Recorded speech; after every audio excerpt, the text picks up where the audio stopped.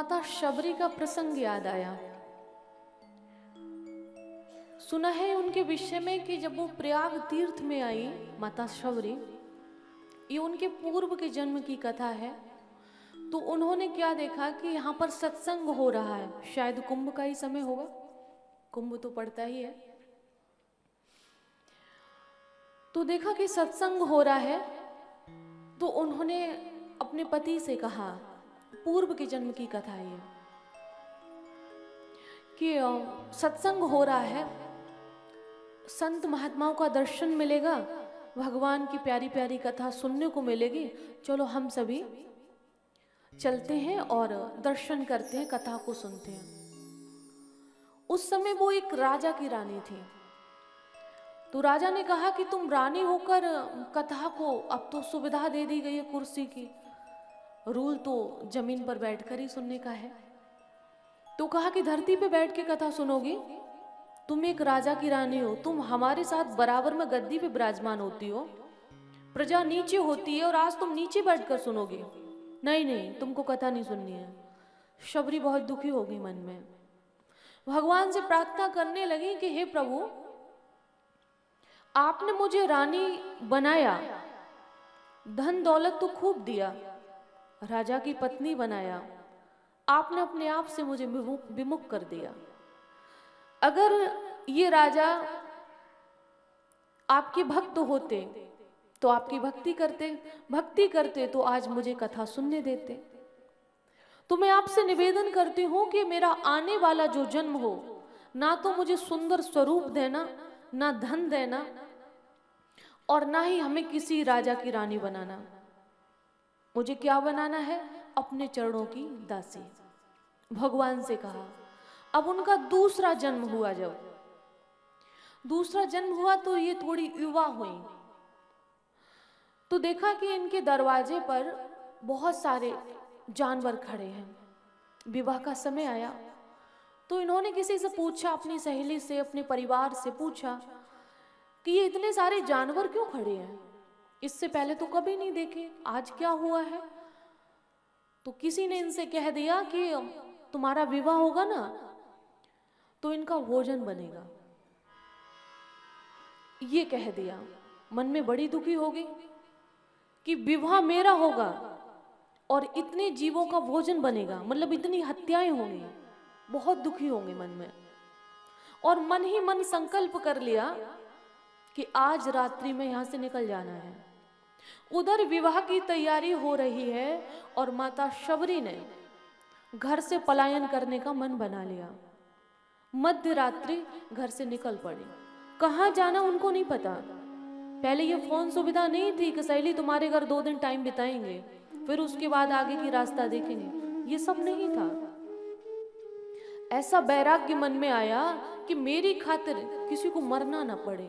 One में चली गई। वन में देखा तो संत महात्माओं का निवास है, भगवान के ध्यान में मग्न रहते हैं, ध्यान करते हैं। शबरी बड़ी खुश हुई, शायद ये दर्शन के लिए ही मुझे बनाया गया है, मुझे ये जीवन जीना था, शायद इसीलिए मन में वैराग्य आया है।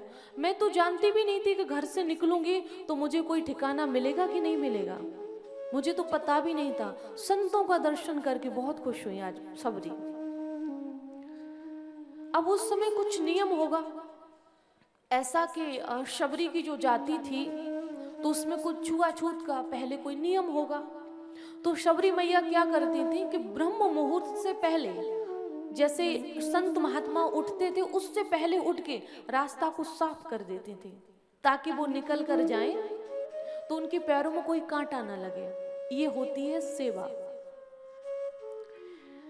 लकड़ियों को तोड़ कर रख देती थी कि भोजन बनाएं तो वो भजन में रहें, अपना समय बर्बाद ना करें। लकड़ी तोड़ने जाएंगे तो उसमें समय लगेगा, तो पहले से ही लकड़ियों को तोड़कर रख देती थी, गट्ठर बना के रख दिया, और फिर जाके छुप जाती थी। जब संत जन निकलते थे रास्ते से तो छुप छुप के उनका दर्शन करते थे। शबरी मैया का देखिए सेवा का भाव देखिए। अब सेवा आप किस प्रकार से कर सकते हो वो मैं आपको बाद में बताऊंगी, अभी कथा में प्रवेश करते हैं। तो एक दिन क्या हुआ कि संतों ने देख लिया, उन्होंने ये कहा कि कौन रास्ता को साफ करता है, कौन लकड़ियों को तोड़ के रख देता है, ऐसा कौन है? तो संतों ने जब देखा तो एक दिन शबरी मैया को देख लिया, और जब देखा तो यहाँ तक सुना है कि जिस सरोवर में वो स्नान करते थे उसमें स्नान करना बंद कर दिया, कि तुमने इसको छू लिया, क्योंकि जल की एक ही सुविधा थी, इसको तुमने स्पर्श कर लिया तो यह अशुद्ध हो गया, सबरी से कहा। और सबरी को वन से निकालने की कोशिश की गई कि तुम जाओ यहाँ से, लेकिन एक ऋषि उन्हीं में से निकल के आए और कहा कि ये कोई अछूता नहीं है, ये भगवान की भक्ता है। मतंग ऋषि उनका नाम था। निकल कर आए और शबरी से कहा, सभी संतों को डांटा। वो उन संतों में प्रधान संत थे।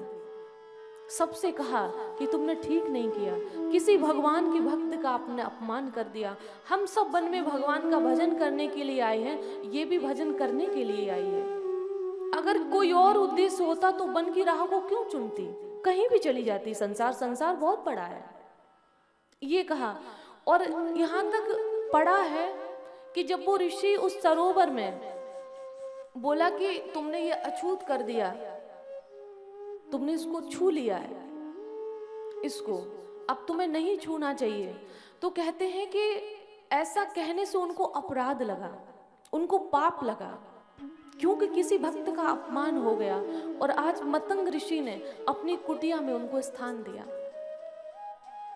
कहा कि बेटा ये आश्रम है, इसमें जो एक कुटिया है वो केवल तुम्हारी है, तुम रहो और भगवान का भजन करो। और कहा कि एक दिन ऐसा आएगा तुम्हारे जीवन काल में, मैं तो नहीं रहूंगा, अब मेरे जाने का समय है, मैं तो नहीं रहूंगा, लेकिन एक दिन ऐसा आएगा तुम भगवान की प्रतीक्षा करती रहना, राम राम कहती रहना और भगवान की प्रतीक्षा करती रहना। एक दिन ऐसा आएगा तुम्हें नहीं जाना पड़ेगा, राम तुम्हारे पास चलकर आएंगे। और ये हुआ कि राम जी माता शबरी के पास गए, और नवदा भक्ति का उनको ज्ञान दिया। नवदा भगति कहूं तोय पाही, और सावधान सुनो धर्म मन माही। कि हे मैया, तुमसे मैं नवदा भक्ति का ज्ञान तुम्हें सुनाता हूँ, वो सुनो। और तुम्हें सुनने की आवश्यकता नहीं है। क्यों नहीं है? कि तुम्हें तो पहले से ही नवदा भक्ति का ज्ञान है, तुम्हें आता है, लेकिन तुम्हारे माध्यम से ये जगत जानेगा। भगवान ने उनको नवदा भक्ति का ज्ञान दिया।